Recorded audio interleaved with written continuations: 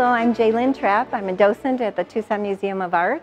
And the lesson you're about to see today is a mini tour. I'm modeling for high school audience, and I've chosen two pieces from contemporary photography in the Contemporary Gallery.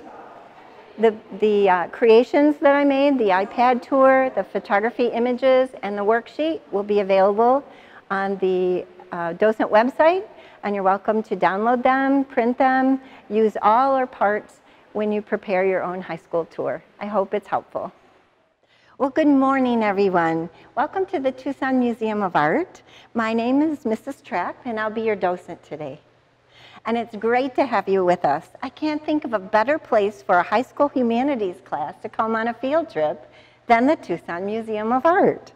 And I understand that right now you're studying the second half of the 20th century, which is perfect, because today we're going to focus on contemporary art, which, as you might know already, has been created post-1950s.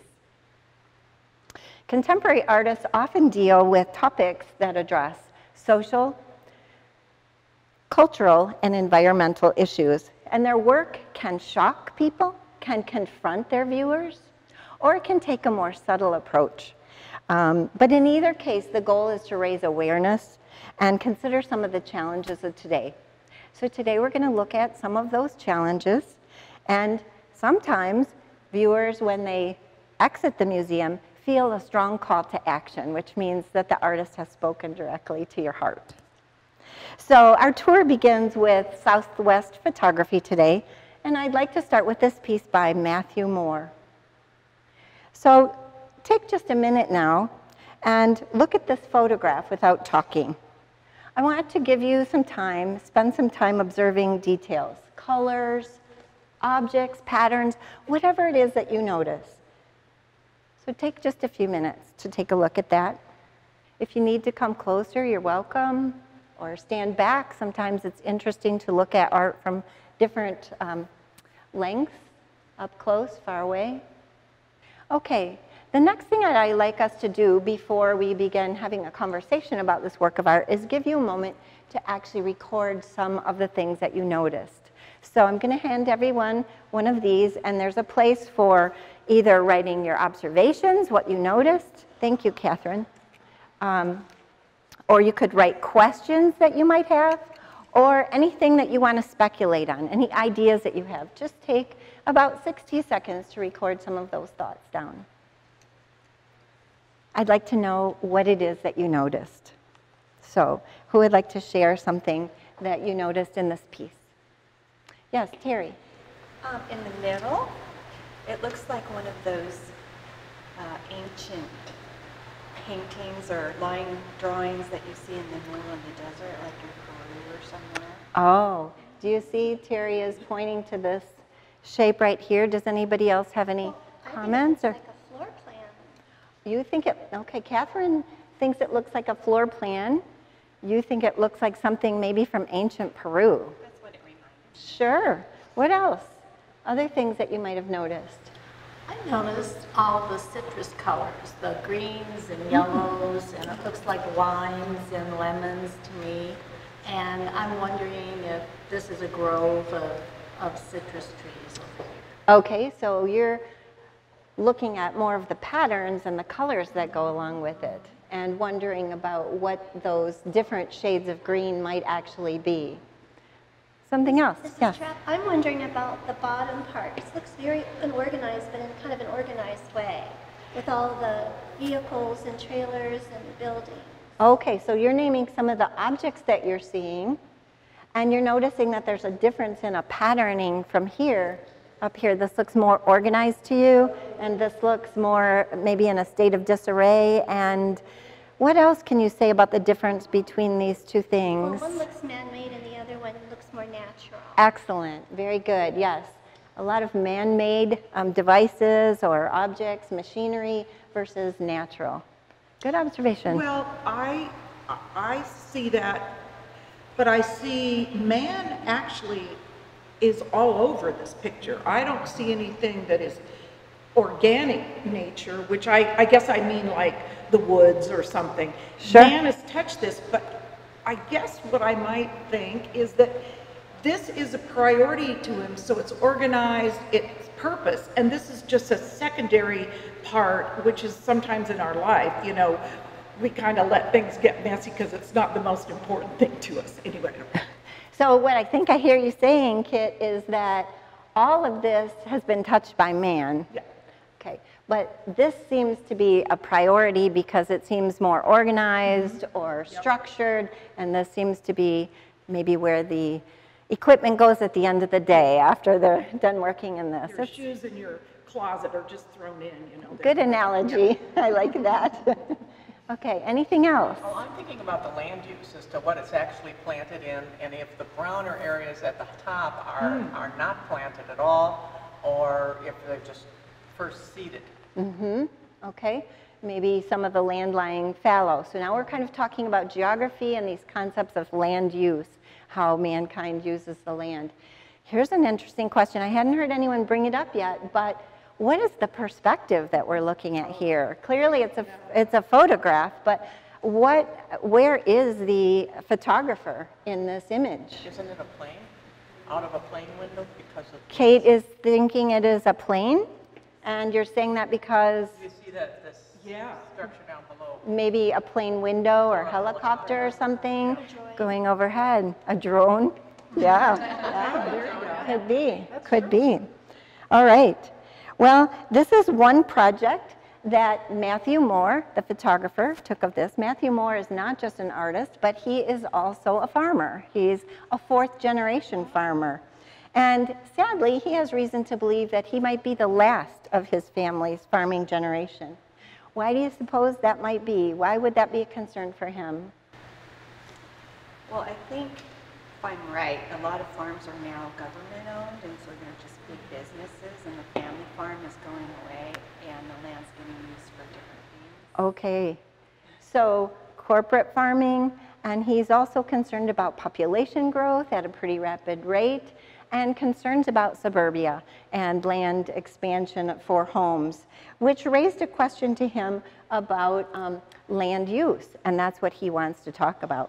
So next I'd like to show you an image, another piece that he's created, and I have it here as well. I'll let you look at that one, and I'll show you which one they're looking at to start with. And then I'll let you look at this view. And this is the one that they're looking at. Oh, sure. And these are also created by Matthew. And it's sort of a zoom in, zoom out look, isn't it? Here, I'll let you look at this one. Thank you.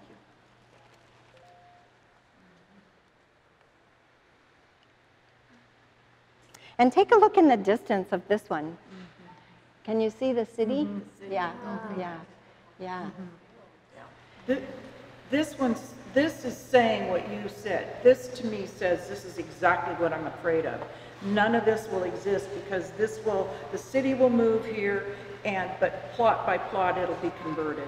Yes. So the land use is changing from farming to housing.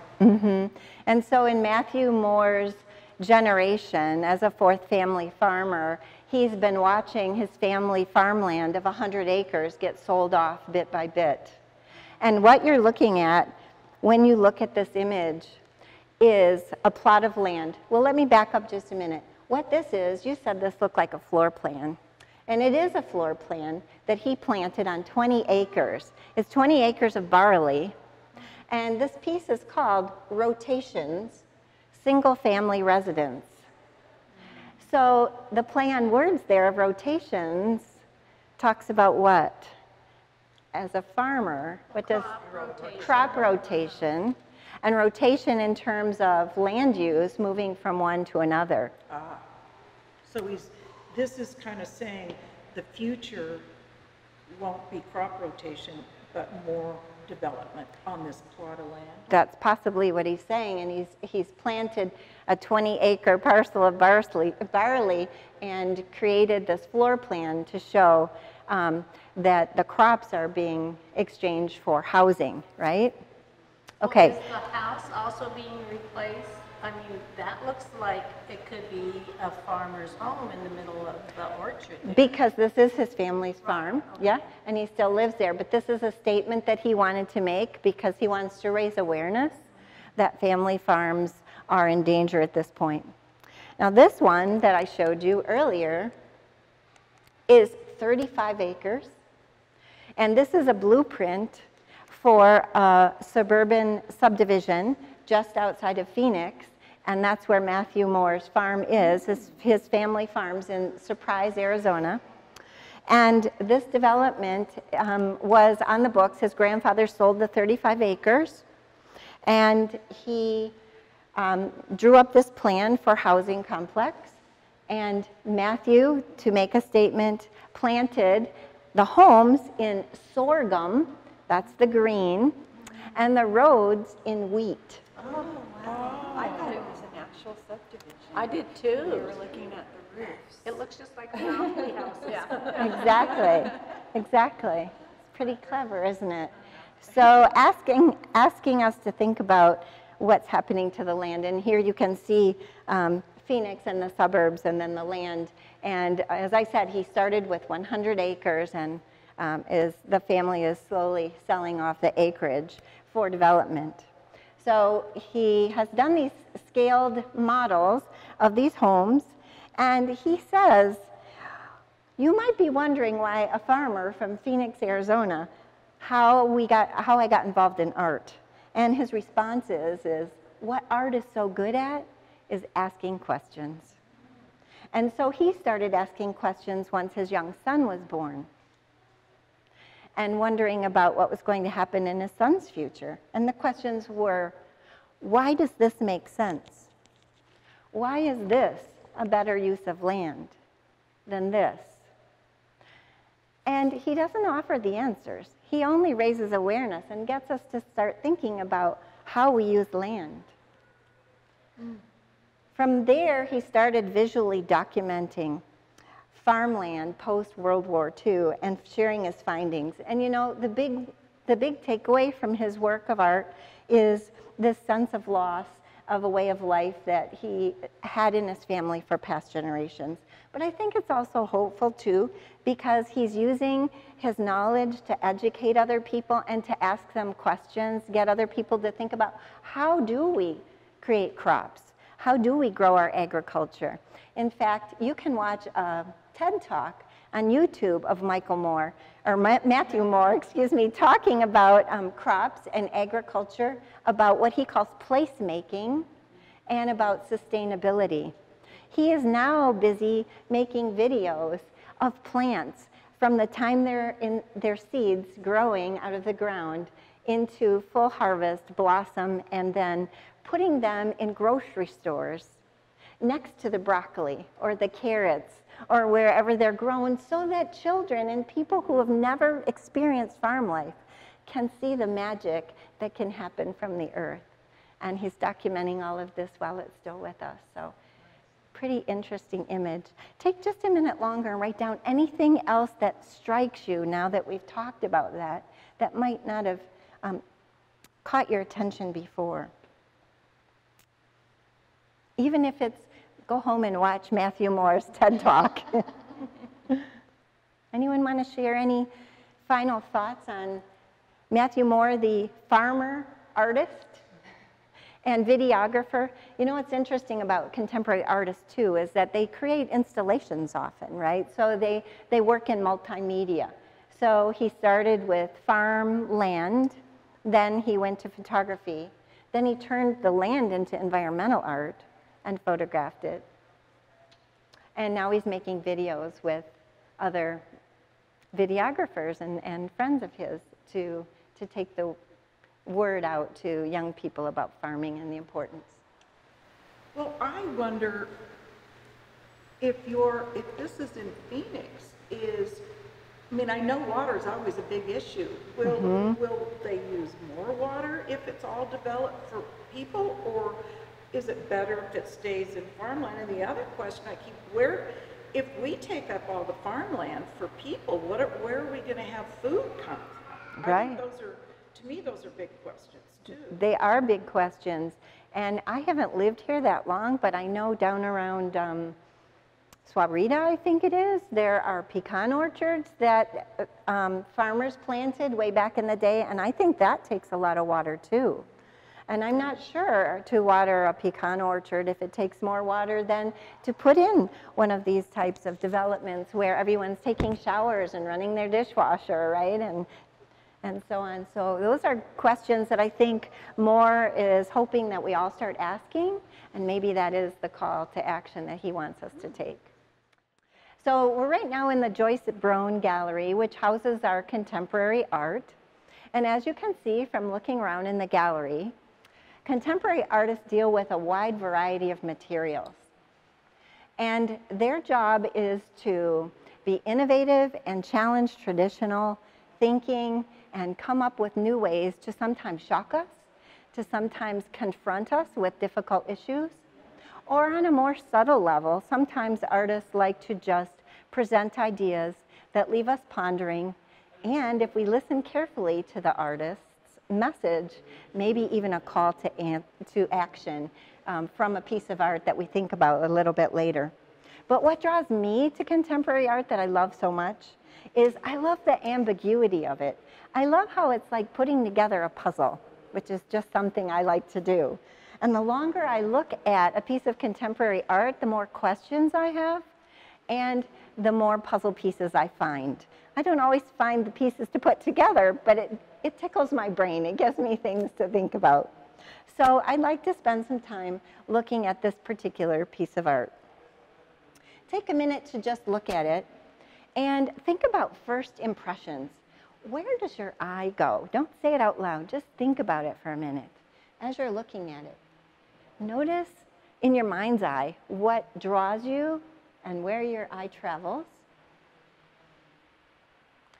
And just to let you know, contemporary artists, well, all artists, create things where nothing is accidental. But in this particular piece, you might look at it and say, really? That's art? But actually, the artist was very purposeful in everything here. Nothing is accidental. Everything was intentional on the part of this artist. Sometimes the stories that art tells are like little whispered secrets. And so I want you to think about what some of the secrets are that this art is telling right now. And to do that, we're going to do a little exercise that involves perspective taking. So I'm going to ask you to partner up, and I need 3 groups. And I need one group to volunteer to take the role of the windmill. You will be the windmill? Okay, if you look in the folder, you'll see some images of the windmill. And what I'd like you to do with your partner is imagine what it would be like to be a windmill standing in the middle of a farm field. What would you see? What would you care about? What would you observe? I want you to be ready to tell a story from the windmill's perspective in a little while. Okay? All right, I need a second group that would be willing to explore the didactic, which is this here. And this, as you might know from other trips to the museum, is the label, and it gives you background information on the art, the materials it's made out of and such. And I have enclosed here several more bits of information on this artist that's not up here in the works of art. I'd like someone to talk about that, explore that, read about the didactic, read about the artist's creation, and I want you to think about the materials that the artist used and how that tells a story that also connects to this work of art. And then this group, I would like you to write a found poem. Have you heard of a found poem in your English class? Okay, well, a found poem is a contemporary poem. It's a prose poem, which means it doesn't have to rhyme. And a found poem is a little bit easier to write because you use words that you find. And so the words are already provided for you. So the challenge is to take some of these words, and I have them on this sheet for you as well, and shorten them and write a poem that comes to mind based on the language here. So you can approach the painting or you can look at the words in the folder. And I will give you about maybe 2 or 3 minutes to work on this. And feel free to come close and read the didactic or look at the painting from far away, from close up, and use your imaginations to think about what it would be like to live on or be a part of farm life. Let's come back together, and I'd like to hear from each breakout group. So if we could start with the perspective of the windmill. Tell us the story of your life. Okay, well, we said that the windmill is talking now, and the windmill says, I am very tall, and I look over the plains. I don't know if I have the energy to continue to bring water to this land. The wind blows hot and hard and strong, and I sway in the wind and wonder how long I will be sad and how long this will last. It is so desolate here, and I stand in my desolation. Ooh. Thank you very much. Give us a lot to think about. And then group 2, you were going to tell us about the materials that the artist used. Well, we noticed that there were 3 pieces put together to form one piece of art. And 3 panels? 3 panels. Okay. And it looks like they took each panel and put it over maybe a barn door or something and rubbed it so that the pattern would come through like you do with leaves when you were a little kid. Are you seeing that here? Okay. And especially in the windmill panel where you see the eyes of the wood, like the knots in the wood. Okay. All right. Well, on this tour, we've looked at 2 different artists and how they deal with the same topic, the disappearance of the family farms across the United States. And they've used 2 very different approaches, photography and almost this folk art Americana style. So I'd like you to consider this one, Rotation, Single Family Residence by Matthew Moore, and Farm Ghosts by Harmony Hammond. And think about how they're the same, different. Which one is more effective to you? Which one has more of an impact? I'm not sure that either one you might say that you like or that it makes you feel comfortable, but which one has more of a lasting impact to you? Choosing works of art that deal with current issues is a great way to encourage students to be in the museum and really get conversations going and really get them personally involved in artwork. And I think they'll be more willing to be involved in the work if the topics are relevant. So for today, I chose 2 topics dealing with the current issue of environment and population, social, cultural, environmental issues. Lots to think about, lots to go back in your classroom and have conversations about, and to think about as you start considering careers for your future as well. So thank you very much for sharing your observations, your thoughts, and your emotions. Appreciate it. Enjoy the rest of the museum.